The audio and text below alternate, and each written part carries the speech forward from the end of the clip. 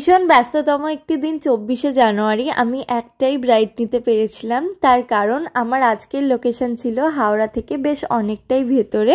আমার আজকের ব্রাইড হচ্ছে অনামিকা দি। অনামিকা দি ঠিক 1 বছর আগে মানে 2024-এর জানুয়ারি কি ফেব্রুয়ারি মাসে আমাকে বুকিং করেছিল, তাই আমি প্রচুর ব্রাইড ক্যান্সেল করেছি শুধুমাত্র অনামিকা দি স্পেশাল দিনটাকে আমি আরও স্পেশাল করে তুলবো বলে। আমি একটা ডেটে ম্যাক্সিমাম লোকেশন কাছাকাছি হলে 2টো ব্রাইড নিই, নয়তো আমি একটাই ব্রাইড নিই।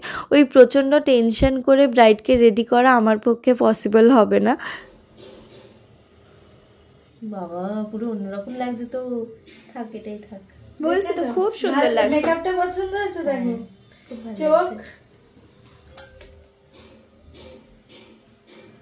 একদম ঠিক আছে, পারফেক্ট।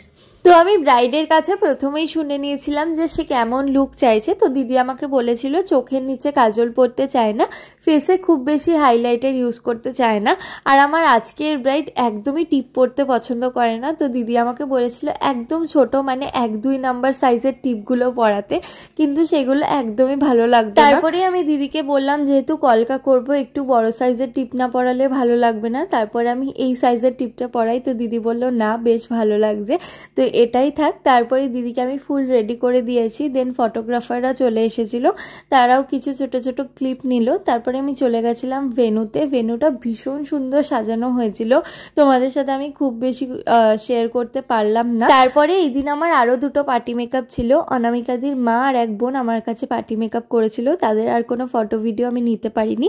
এই হচ্ছে দিদির ফাইনাল লুক। কেমন হচ্ছে লুকটা অবশ্যই কমেন্ট করে জানিও। আবার নতুন ভিডিওর সঙ্গে দেখা হচ্ছে। আজকের মতন টাটা, বাই বাই।